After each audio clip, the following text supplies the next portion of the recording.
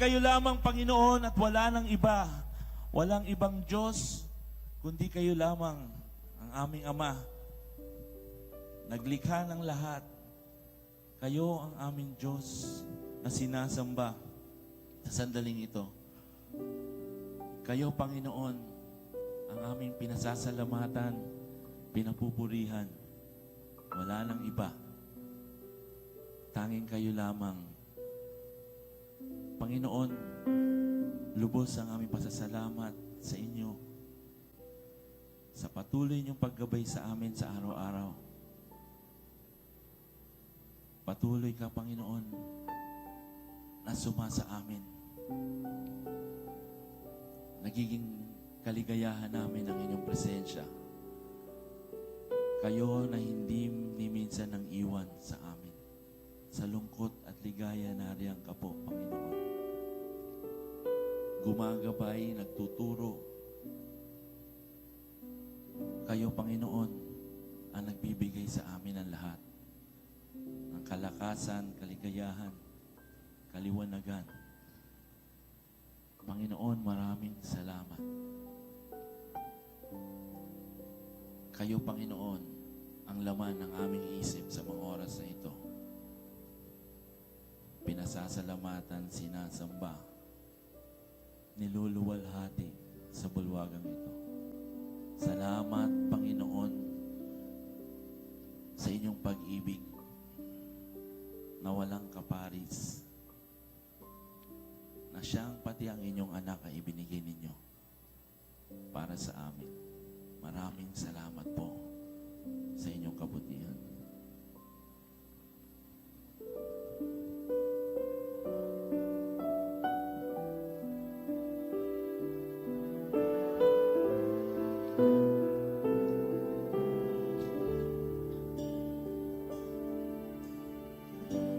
Sa pagmamahal ng Diyos, sino ang makahihigit?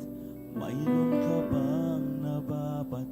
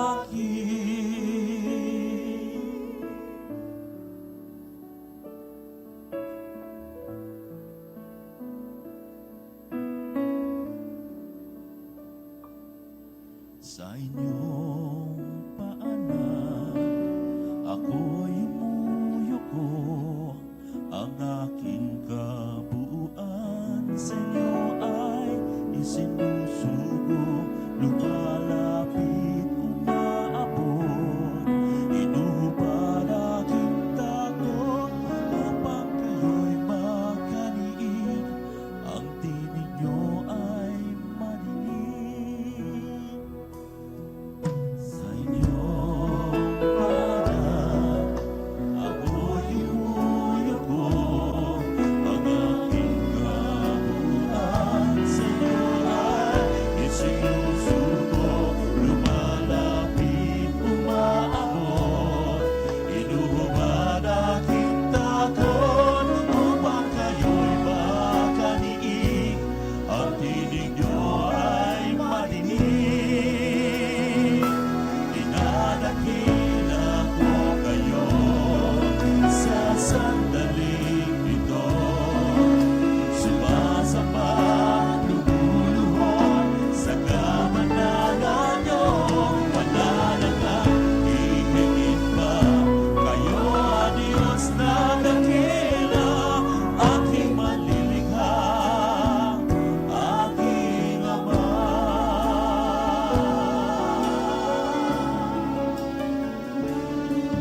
Sa inyong paanan, ako'y umuyuko, ang aking kabuuan sa inyo ay isinusugo, lumalapit, umabot, inuhubad aking takot, upang kayo'y makaniig, ang tinig nyo ay marinig.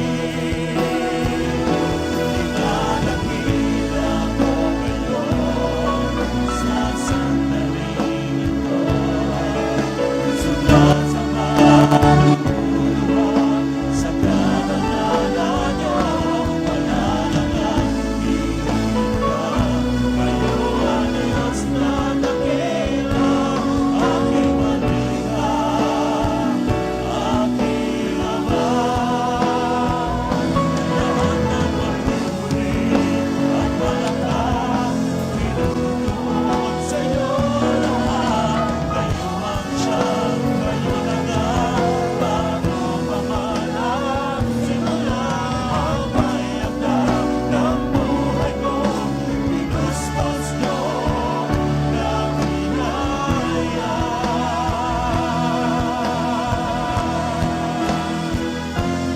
Nanakila ko kayo sa sandaling ito, sumasapat, lumuluhod sa kamalaran nyo, wala nang ang hihigit pa.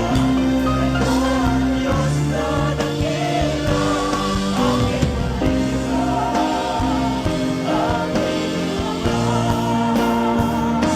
Dinadakila ko kayo sa sandaling ito, sumasapat, lumuluhod sa kamalaran nyo, wala nang ang hihigit pa. Kayo ang Diyos na dakila, aking malilikha,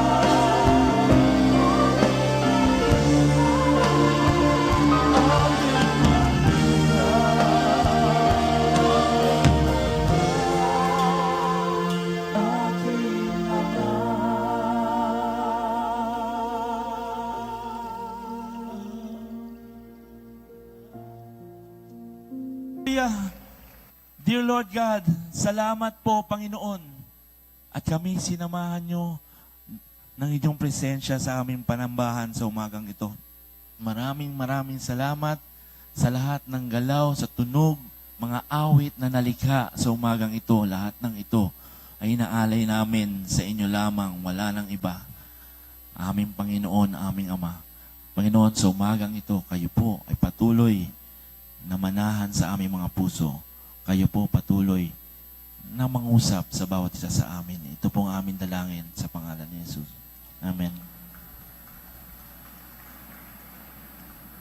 Jeremiah 13:23. Can an Ethiopian change his skin or a leopard its spots? Pwede nga ba naman daw paputiin ng isang taong itim ang kanyang balat? At hindi dito kasali yung mga intervention na ginagawa ng modern technology, kundi yung natural lang. Yun daw ba mga leopardo ay pwedeng tanggalin yung mga batik-batik sa kanilang balat? Of course, the obvious answer is no, because they were born that way.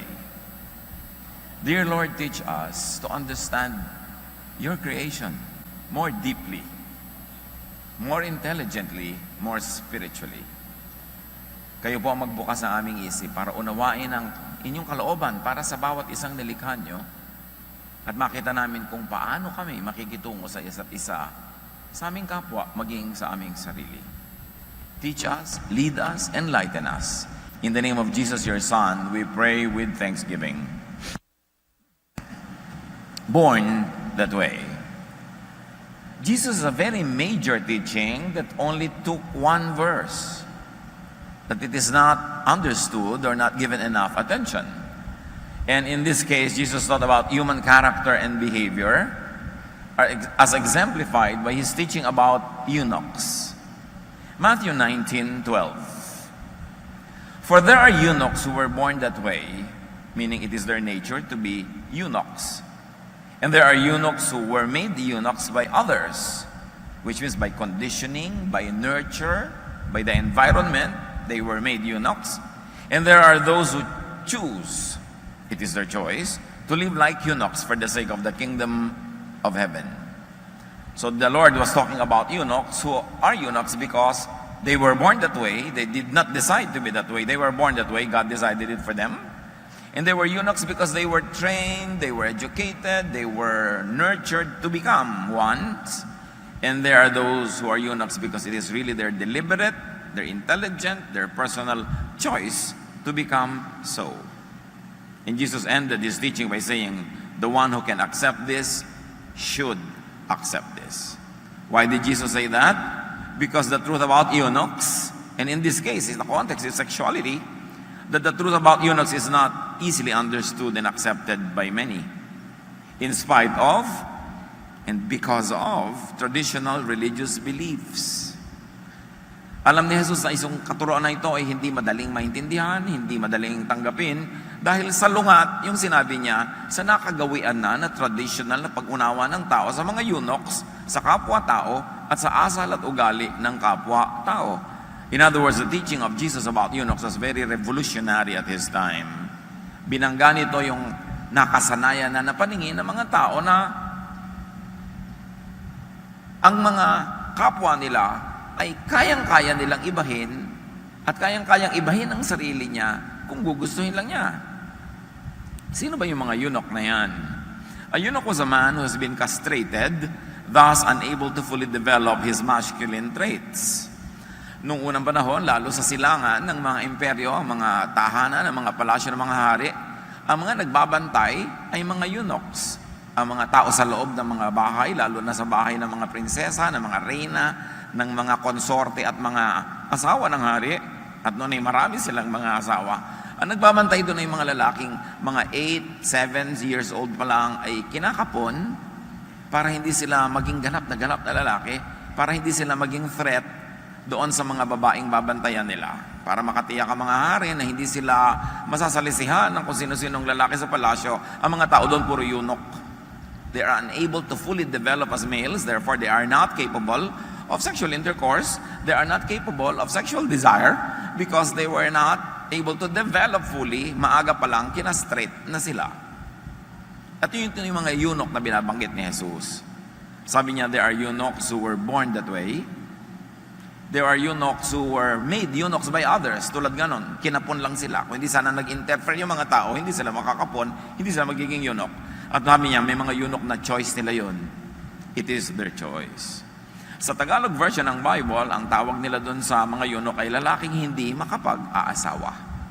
Of course, it's a very polite language. It has sexual connotations that they will not be capable of sexual intercourse or reproduction or activity because their masculinity had been stunted early on. They were not supposed to become fully males so that they will not threaten the harem or the palace of the kings where all the ladies of the court are staying. Meanwhile, many Bible literalists insist that people were made by God only as extremely male and extremely female. That's why male na male lang, female na female lang. And the reference, of course, is Genesis 1:27. So God created mankind in His own image. In the image of God, He created them. Male and female, He created them. So sa kanila, dalawa lang uri ng tao. Extremely male, extremely female. But there are so many counter-arguments based on Scripture also on that issue. And many scholars contend that Genesis does not contain and did not purpose to present a complete inventory of creation. In other words, yes, binanggit yung mga nasa creation, pero hindi ka nabanggit doon na hindi ka na-create. Because Genesis does not purpose to be a complete inventory of all creation.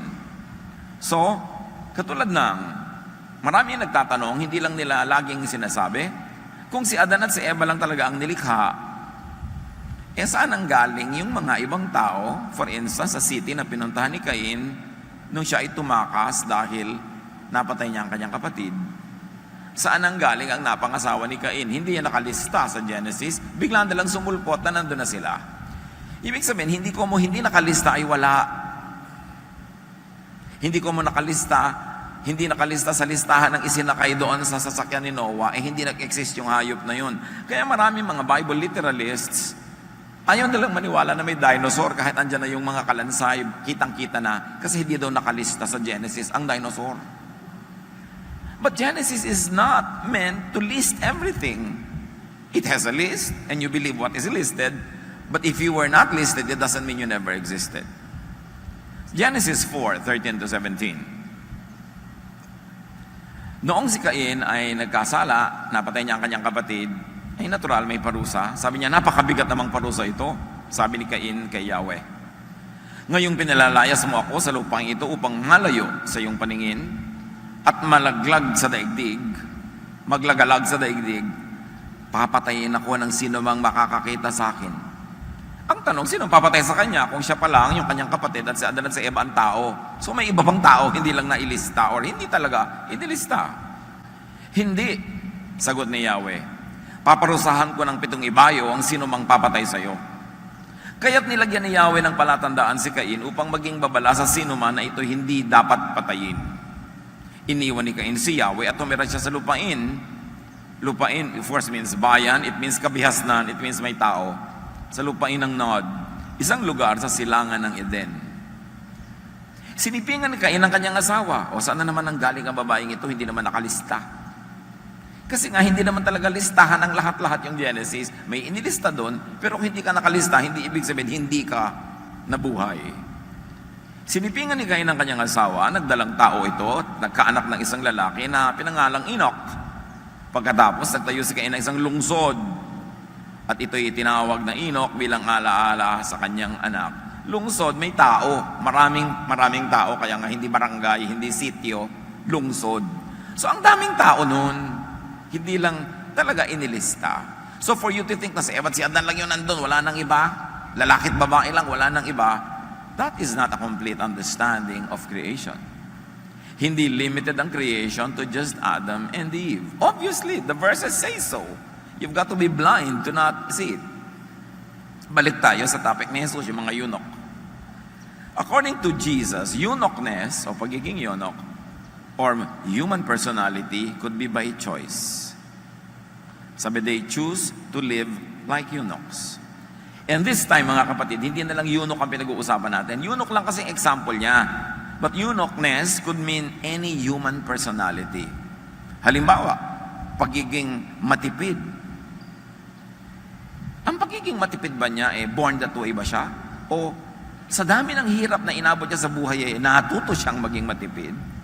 O pinipili niya talagang maging matipid kasi gusto niyang makaipon ng puhunan?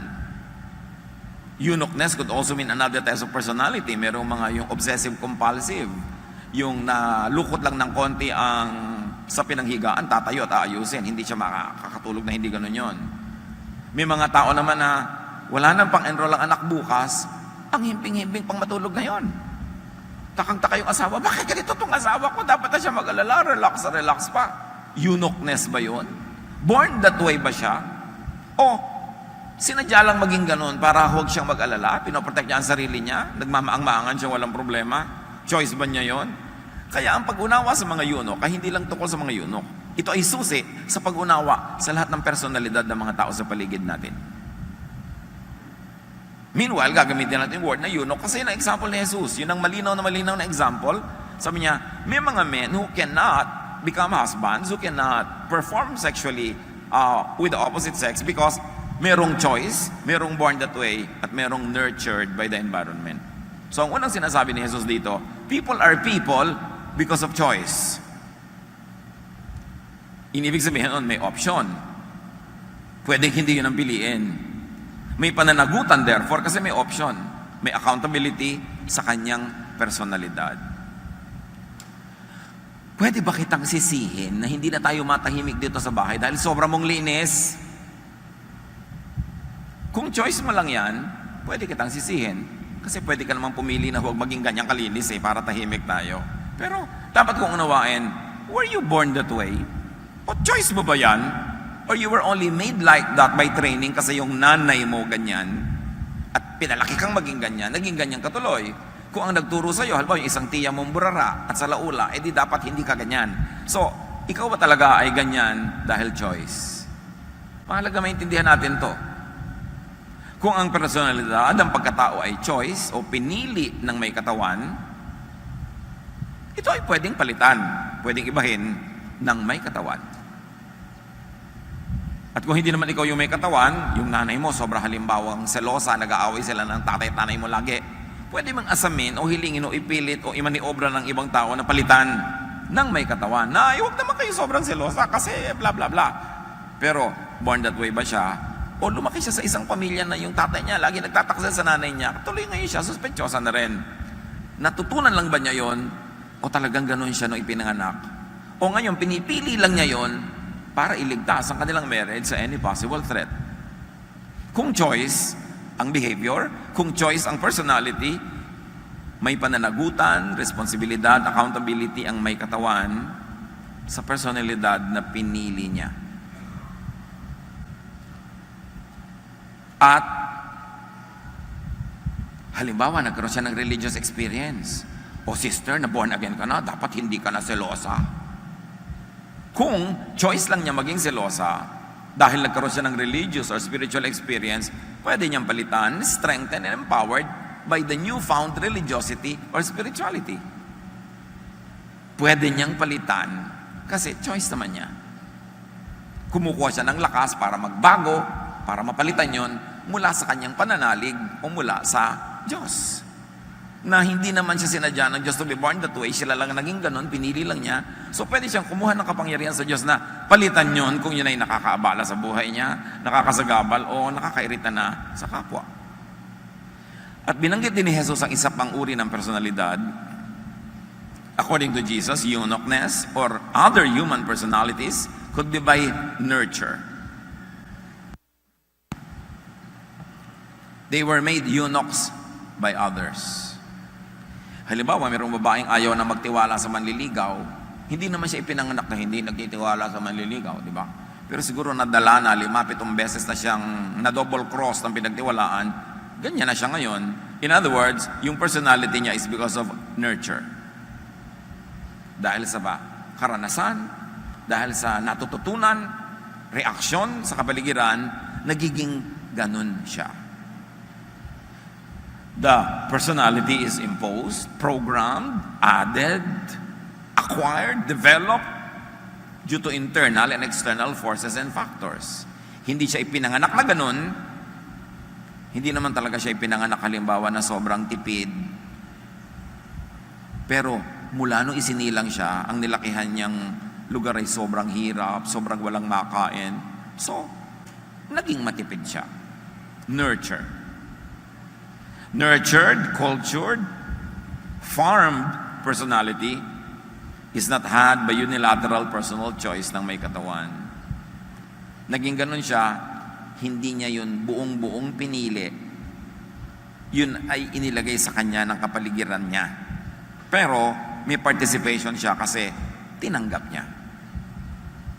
Pwede ka naman kasing lumaki sa isang napakayamang pamilya, napakaluho, pero ayaw mong tanggapin yun, nag-choose ka pa rin na maging conservative, huwag masyadong gumastos, magtipid, nurture. Pwede kang may tanggihan at pwede kang may tanggapin sa ibinibigay sa iyo ng kapaligiran.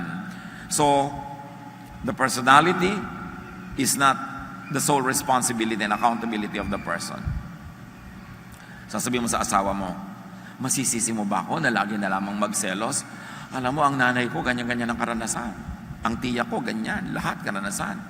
At na-nurture na ako na magsuspecha pag may nakikita kong lipstick sa kwelyo ng asawa ko. So, nasanay na ako ng ibig sabihin nun, may humalik sa'yo. Hindi ibig sabihin may babaeng nadapa at napasubsob ng aksidente sa iyong dibdib. Nurture. May mga taong sobrang mag-aral, hindi dahil inborn sila na magaling mag-aral, pero pinalaki sila ng strict parents na lagi nag-aaral.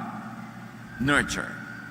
Ang may katawan ay may partial lang, na pananagutan, accountability, base sa paglikha, pagpayag, at pagtanggap niya sa nature. So ngayon, iniisip-isip siguro natin, ito bang ugali ng kapatid ko, ito bang ugali ng tiya ko ay choice niya o nurture? Kung nurture, pwedeng palitan. Why? Because that trait is only learned, acquired. What is learned can be unlearned. Kaya yung sobrang nasanay na magtipid, yung matagal ng mayaman, mga 10 years ng mayaman, naging gastadora na rin, nasanay na na-unlearn na niya yung matakot mawala ng pera. What is programmed can be reprogrammed. In fact, can also be deprogrammed. Pwede ka ma-deprogram. Maraming nga mga aktivista nung araw, talagang ibagsak ang gobyerno. Kahit anong gobyerno, ibagsak na lang. Mamumundok lahat-lahat. Pero ngayon, nagtatrabaho na sa New York, US citizen na reprogram. Hindi na siya galit na galit sa kano, pero nung araw galit na galit. So, yung personality na yon, ano lang yon? Nurture. Palibhasa naman pinag-aaral sa UP, hindi naging radical. Diba? Kung pinag-aaral mo ba naman sa kumbento ng Madre yan, di radical din. Sa ibang paraan naman. Kanya-kanya lang naman ang pag-impluensya ng mga eskwelahan kung saan rally pinapapunta ang mga estudyante nila, di ba? So, nurture. By reprogramming, pwedeng mabago ng may katawan o ng panghihimasok ng iba.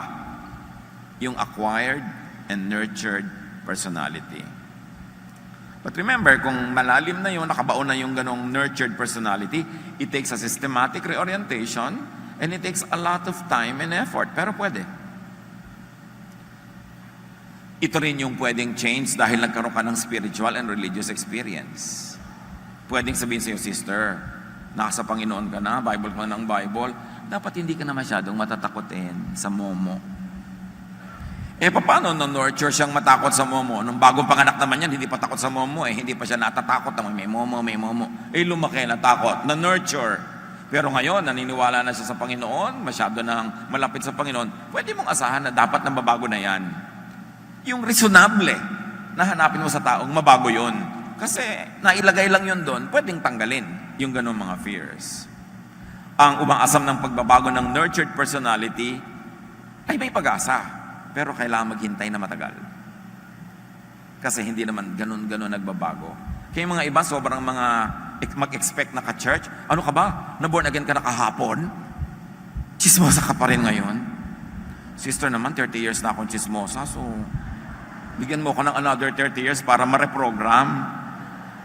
Paano ma-reprogram? Sa church, chismisan pa rin na chismisan, tuloy pa rin. Paano ma-deprogram yan? Tapos, hinahanap mo mga pagbabagong imposibleng hanapin. Hirap na hirap tuloy yung mga nagba-Bible, yung naboborn again, yung nag-churches. Kasi sobrang hinahanap sa kanilang pagbabago. Para sa kuhuhugutin yung pagbabago na yan. Anong kailangan? Magic. Ngayon, sabi ni Jesus, meron din mga eunuch o may mga types of personalities na ganon kasi nature. They were born that way. Kahit ilang bautismo ang gawin mo dyan, hindi yun matatanggal ng tubig. Kasi born that way. Kahit kainin niya yung mga pages ng Bible na para siyang anay, hindi mababago yun kasi born that way. May mga likas na nandun talaga. May personality na inborn. Pre-birth. God designed and God given. Dapat makilala mo yon. Kasi napaka-cruel na papalitan mo ang isang nature na inborn. Pwedeng palitan yung nurture, pwedeng palitan yung choice, pero yung inborn, hindi. Mabibigo ka, masasaktan kayo, mag-aaway-away kayo, ang ending, everybody is hurt. Malinaw na, yung mga karakter na malinaw na hindi idinagdag, hindi itinuro sa kanya. Meron kasing bata, pagkapanganak, nagkakalculus na. Born that way. No? May bata naman na ang liit-liit pa, naguhugasan ng plato, naglilinis na. Born that way. Walang nagturo sa kanya noon. Now, think of all the behavior ng mga children around you na wala naman nagturo. Bakit siya ganon? It must be born that way. Malinaw na hindi inilagay, hindi pinrogram. In fact, pinapalo mo pa nga yung bata pag nakikita mo eh. Ayoko na mahilig ka maglaro ng mga ganyan. Tak! Pero bukas yung pati na pinaglalaroan. So, born that way. Kasi pinaparusahan mo na nga eh. Binibigyan mo na ng premyo para ibahin niya yung kanyang mga choices ng mga activities, mga kalaro, kaibigan. Ganon. Kasi, born that way. Malinaw na hindi yun choice or nurture ng may katawan o ng iba. Talagang born that way. So may mga bata talaga, ang liit-liit pa lang, responsable na. May mga bata na binugbog mo na, tinali mo na sa langgaman, ipinakagat mo na sa lahat ng talangka. Ayaw pa rin magbago. Lumalayo ang lang loob, lalayasan ka lang tuloy, masisira ang pamilya nyo, kasi pinipilit mo palang baguhin yung inborn nature. Every natural or inborn creation is God's work. Kasi hindi mo yan work, hindi work ng kapitbahay, hindi influence, ando na talaga. Yung taong may sariling katawan, alam niya na walang naglagay sa kanya, gumigising na lang siya sa katotohanan na ganun pala siya. John 1:3, tungkol sa God's will. Nilikha ang lahat ng bagay sa pamamagitan niya at walang anumang nalikha nang hindi sa pamamagitan niya. Meaning ng anak ng Diyos na si Jesus. Psalm 133:14-16. I praise you because I am fearfully and wonderfully made. Your works are wonderful. I know that full well. My frame was not hidden from you when I was made in the secret place in my mother's womb. When I was woven together in the depths of the earth in my mother's womb. Your eyes saw my unformed body. All the days ordained for me were written in your book before one of them came to be. Napakalinaw ng katuroan na ito, ang pagkaunawa niya sa Diyos. Kayo ang lumikha sa akin. Hindi ako, hindi tatay ko, hindi nanay ko, hindi pa nga alam ng nanay ko, 3 months na siyang pregnant. Di ba? Ay, 3 months na pala ako. So wala siyang pakialam kung anong nangyari sa akin, hindi niya alam. Lalo naman yung tatay ko na ipanganak na ako, hindi pa niya alam. So sino ang may alam nung nabubuo ako? Di kayo Diyos, kayo lumikha sa akin eh. Walang nalihim sa inyo nung naunti-unti ako nabubuo, nung ginagawa ang aking magiging ugali, ang magiging nature ko, talent ko, strength ko, maging yung weakness ko. Alam niyo lahat yan. At dahil alam niyo at pinayagan yung ipanganak akong ganito, therefore kayo na rin ang dagtakda ng kapalaran ko. Nilikha niyo ako magaling sa math, siguro gusto niyo ako maging engineer. Nilikha niyo akong mahina sa math, siguro gusto niyo mag-mascom ako. Lahat na mangyayari sa buhay ko, sang-ayon sa kung ano yung likas sa akin, therefore, ang mga mangyayari, kayo na nagtakda. Hindi yung details, pero yung general direction of your life is directed by your inborn nature. Kaya may mga taong mahilig makipagkaibigan, merong ayaw. Inborn ba yon? Nurture ba yon? Choice ba yon? Yun ang kailangan siya sa atin sa pagkilala sa sarili at sa pagkilala sa kapwa. But this is one thing that is sure. Nature, or born that way, cannot and should not be changed. Despite what religious traditions say. Hindi lahat ng religious tradition ay tama. Sa katunayan, si Jesus napakaraming binangga at itinuwid ng mga baluktot na religious tradition ng kanyang panahon. Hindi ko mo, akala mo yun ang sabi ng Diyos ay yun na nga. Tapos against human nature. Yung nature, yung inborn nature, Diyos ang may gawa. Tapos ngayon, gagamitin mo ang Diyos para gibain yung nature niya Magkasalungat yun. Ang mas malinaw na expression ng Diyos ay hindi yung religious belief na nabana mo lang kung kani-kanino, kundi yung reality on the ground. Kung ano talaga yung tao, likha siya ng Diyos, edi yun siya. Yung nature, yung inborn nature ng tao, it could only be fine-tuned. Yes, it could be slightly modified within its natural range, but it cannot be expected to be what it is not. It can only be accepted, developed, enhanced. So do not over-expect and do not overburden people to change what is inborn to them. Kaya sinabi nga ng Jeremiah 13:23, can an Ethiopian change his skin or a leopard its spots? Neither can you do good who are accustomed to doing evil. In other words, kung anong likas mo, yun. Ecclesiastes 1:15, what is crooked cannot be straightened. What is lacking cannot be counted. Tanggapin mo yan na ganyan. Pero bago mo tanggapin, tingnan mo muna kung choice, nurture. Pwedeng palitan yon, pwedeng ibahin. Oras lang nga ang kailangan mo at effort. Pero merong born that way, kahit ka magpatumbling-tumbling, wala kang magagawa. Mabibigo ka lang. So before labeling, before judging or forcing someone or yourself to change, consider, is it choice? Choice ko ba kung bakit ako ganito? Choice ko ba na maging selosa? Choice ko ba na maging gastador? Choice ko ba na maging tamad? Choice ko ba na maging ganon? At kung choice mo yon, pwedeng baguhin yan. Yung brother or sister mo in the Lord, yung ka-churchmate mo, ganun ang ugali, ganun ang asal, choice lang ba yon? Pagka choice, pwede mo siyang tulungan, ipanalangin, i-assist na mag-change. Pero itatanong mo rin, is it nurture? Kung nurture, natutunan lang, acquired behavior because of experience, pwedeng palitan. Pero matagal, and only up to a point. You cannot totally reprogram a person. Ang Pilipino na lumaki sa Batak, Ilocos, itira mo man ng 50 taon sa Alaska, maghahanap pa rin ng dinengdeng. Kahit ang ganda-ganda ng banyo sa Los Angeles, may tabo. Kasi na-program na siya eh. Pwedeng unti-unting na-deprogram yung iba, pero hanggang kamatayan na yung iba, hindi pa rin na-deprogram. So kung ano yung nurtured behavior, huwag niyong asahan dahil na born again, mapapalitan agad-agad. Cruel to expect that. At lalo naman kung ang itatanong nyo, yung gusto kong palitan sa sarili ko, yung gusto kong palitan sa asawa ko, sa anak ko, is it nature? Pag nature, no pwede. Conflict and hardship lang ang aabutin nyo. Papatayin mo ang anak mo, hindi pa nagbago. Kasi pala, nature. Lalayo ang loob sa'yo, maglalayo-layo kayong pamilya, pinipilit mong ibahin kasi nature. At marami mag-asawa, naghiwalay, dahil pinipilit nilang ibahin what is inborn nature in each other.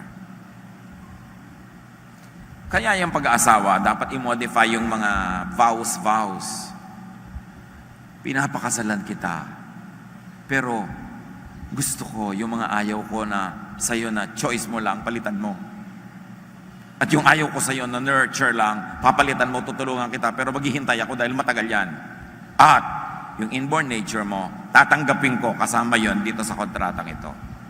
Pag malinaw ang ganong usapan, hindi kayo maghihiwalay dahil sa wrong-headed expectation and unfounded belief in how much people can change.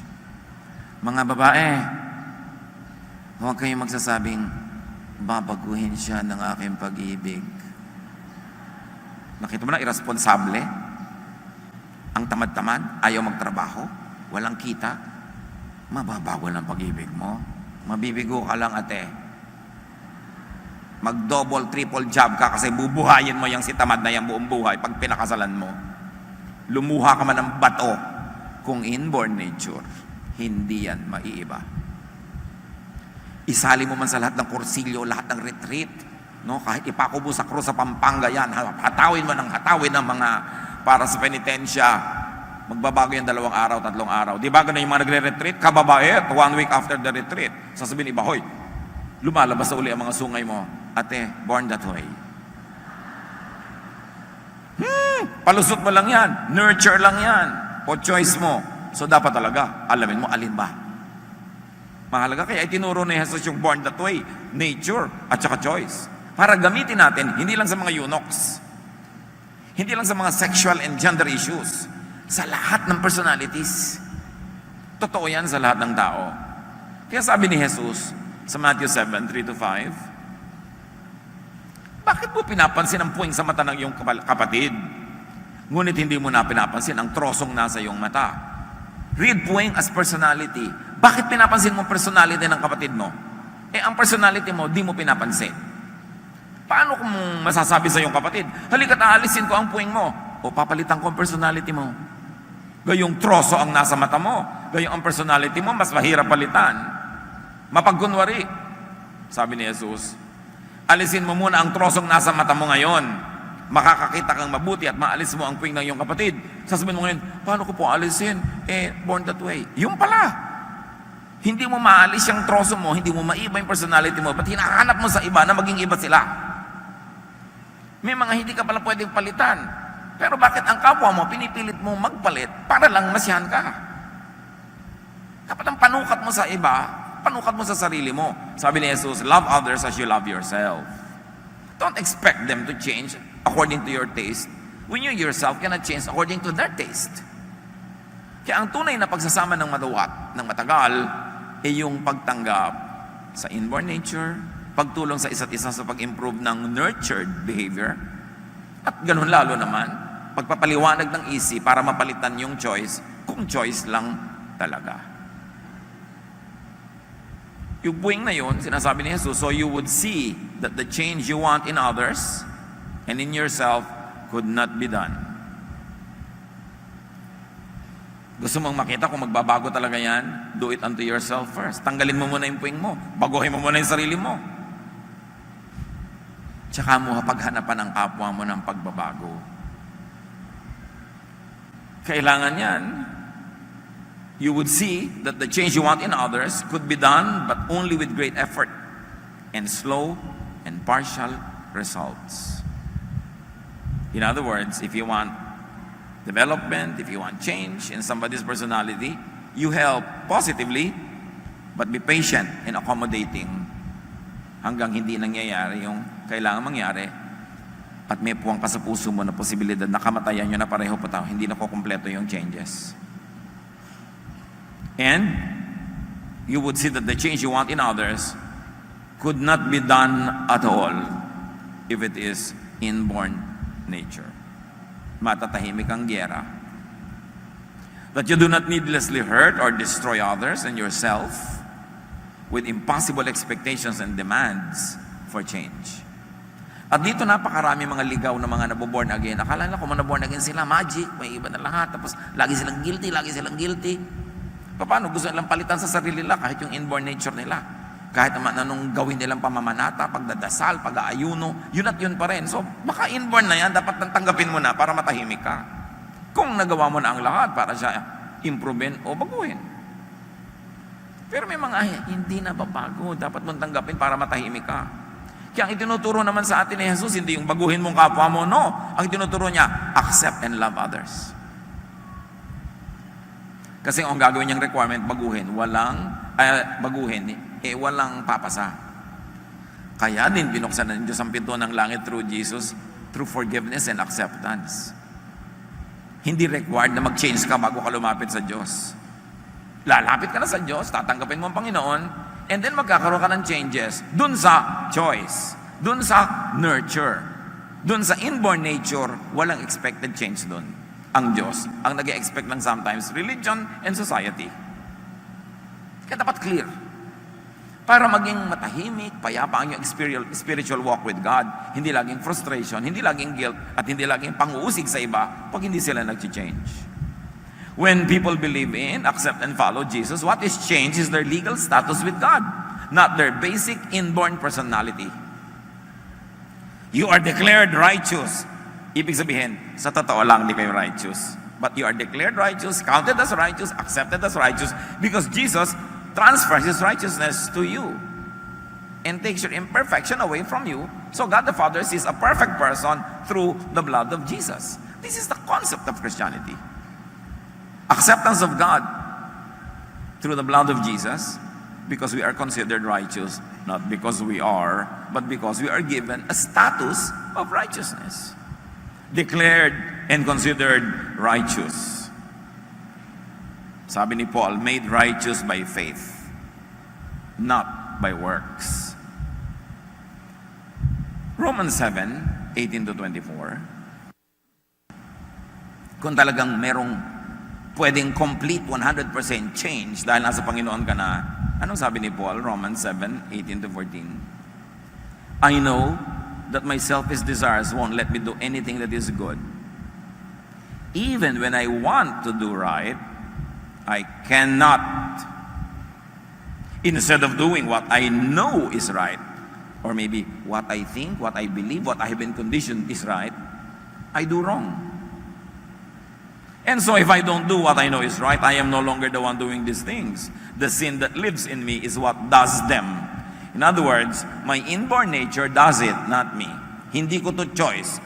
Kasi kung makakapili lang ako, iba naman ang gagawin ko. Pero gusto kong bumayad, pero di ko magawa.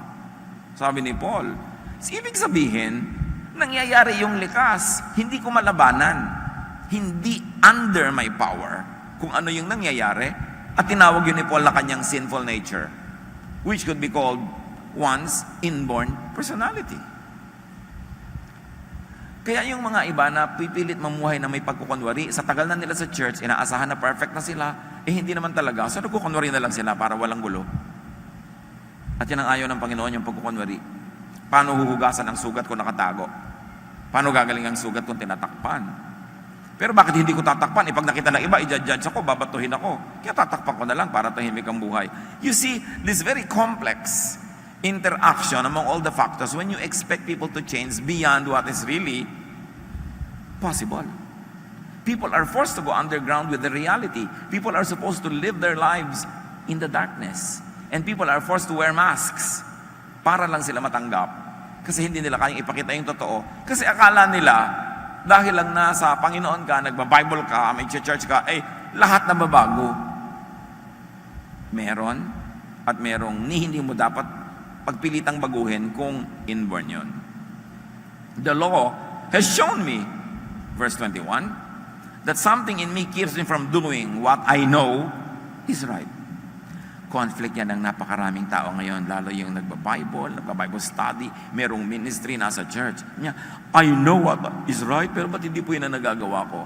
Baka naman katulad ka ni Paul. Baka naman yung iniisip mo na sobrang mali, tanungin mo muna ang Diyos, mali nga ba kung siya ang may gawa sa'yo? Pwede ka ba maging mistake? Mali ka ba kung inborn yan? Halimbawa, talagang ayaw na ayaw mo sa ganitong mga bagay, nagigilty ka. Inborn ba yan? Takot na takot kang sumakay sa aeroplano. Inborn ba yan? O nurtured behavior? O choice mo lang? Alin dyan talaga yan? Yung mga iba, sobrang judgmental. Born again ka na? May phobia ka pa? Dapat wala ka ng phobia dahil nasa Diyos ka na. Ano gagawin ko? May phobia ako! Kung mo lang nagpa-Bible ako, dapat wala na akong phobia. May phobia ako. Anong gagawin mo sa phobia ko? Teka, pag-usapan natin. Choice mo ba yan? Hindi. Ano ako? Ba't ako kukuha ng phobia para pahirapan sarili ko? Ba't ako pipiliin ko yan? So, hindi choice. Baka naman nurture. Bakit ka claustrophobic? Nung bata ka ba, kinukulong ka ng nanay mo sa banyo, sa kahon? Tapos ang takal-takal mo nandun sa dilim, tinatakot ka? Oo, baka yung phobia mo nurture. So, halika, pag-aralan natin kung paano mo makakalimutan yan. Ikukulong uli kita sa kahon. Talaga, makakalimutan ko yun? So, anong gagawin natin sa'yo? O baka mamaya wala ka namang ganong experience. Meron bang inborn na ganong mga ugali? Kaya dapat tayo mga kapatid, mag-isip muna bago mag-judge. manuri, para hindi natin mapahirap ang isang mahirap ng kalagayan. Verse 22, with my whole heart, I agree with the law of God, or what Paul believed to be the norm of behavior, but in every part of me, I discover something fighting against my mind. And it makes me a prisoner of sin that controls everything I do. You see, merong dinidemonize si Paul na kung ano man yung ugali niya na yon o ginagawa niya, sometimes he calls it a thorn in the flesh, pero hindi niya din-specify kung ano eh. Pero sinasabi ni Paul, kahit anong gawin ko, ito pa rin ang nagagawa ko. So dapat, hindi na talaga ako yon, hindi na ako responsible for that, hindi ko na pananagutan. Kasi sinisikap ko naman pigilin. Pero yung pa rin ang nananaig. Sabi niya, anong gagawin ko? Sabi niya tuloy sa verse 24, what a miserable person I am. Who will rescue me from this body that is doomed to die? At alam niya ang sagot. Tinapos niya yung kanyang pagsasalita na yan na si Jesus ang sagot. At maaari ang sagot niya, sinabi ni Jesus, bakit ka ba guilty? Ano ba yung ginagawa mo? Choice? Nurture? O born that way ka? And then, pag naayos mo yon, tatahimik ang kalooban mo, sabi niya, Jesus is my Savior. The truth of Jesus is my Savior. The acceptance and love of Jesus is my Savior. Dapat unawain, bakit siya Savior? Savior siya from needless guilt. Baka naman yung guilt mo, hindi ka naman dapat mag-guilty. So, bakit ka naging-guilty? Halimbawa, born that way na kuba ka, kasalanan mo ba yun? Born that way na ganito yung height mo, ganito yung color of your skin, leopard ka, kasalanan mo ba yun? And yet, sometimes religion makes us miserable by making us believe that everything can be changed and everything is kasalanan. So, kailangan suriin mo yung sarili. Kapatid, ikaw lang ang makakapagsabi kung ang asal, ugali mo ay you were born that way o nasanay lang o choice mo. Ikaw lang. Kaya hindi tayo pwede mag-judge ng kapwa eh. Ikaw lang ang mag-judge sa sarili mo. At ikaw lang ang mag-aayos ang pwedeng ayusin, mag-iba nung pwedeng ibahin. At ikaw ang kauna-unahang tatanggap ng dapat tanggapin kasi hindi pwedeng ibahin. Kaya sabi ni Jesus, my peace I give to you. Can you imagine? Can you have peace if you're always living in guilt? If you're always living with the concept na kulang ka, mali ka, can you have peace? No. So paano magkaka-peace? Pag naintindihan mo yun, yung human nature na yun. Na matatanggap mo yung sarili, kahit hindi ka tanggap-tanggap sa panukatan ng lipunan, ng bayan, ng relihiyon, pero sa panukatan ng Diyos, through Jesus, katanggap-tanggap. That's why Jesus is our Savior. Not someone else, not anybody else. And if ever there's a judge, si Jesus pa rin yun. At hindi pa siya judge ngayon. Savior pa. Nangihinayang ako sa marami mga tao na Bible ng Bible, worship ng worship, serve ng serve. Tapos hindi nila nauunawaan yung tatlong uri ng pagkatao na yon. Kaya lagi silang guilty and hypocritical about their real inborn selves. At hindi lang yun sa pagiging eunuch. Yun lang yung naging example, yung naging entryway ng example. But it could be universalized to any form, any style of personality. Meron tayong mga personalidad na choice lang natin, arte lang natin. Meron naman na napalagay at napasaksak sa pagkatao natin dahil sa ating mga karanasan. At merong hindi, kapapanganak mo pa lang, ipinapanganak ka pa lang, ipinaglilihi ka pa lang, yun ka na. So manahimik ka na yun. No amount of religious experience can change inborn nature. And it should not even be attempted because God is the one who created your inborn nature.